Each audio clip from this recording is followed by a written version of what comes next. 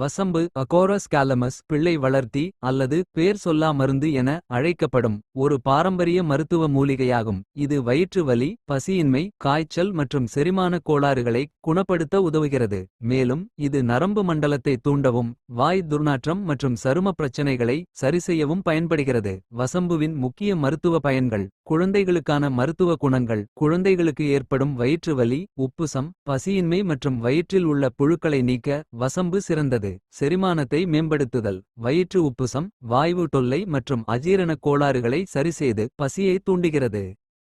உடல் ஆரோக்கியம் குறித்த இத்தகைய அரிய தகவல்களை தாங்கள் தெரிந்து கொள்வதுடன் மட்டுமல்லாமல் மற்றவர்களுக்கும் தெரியப்படுத்திட இதனை அதிகம் பகிரவும். இயற்கை உணவு மருத்துவ ஆலோசகர், பாரம்பரிய சிகிச்சை சித்தவைத்தியர் சுரேஷ்.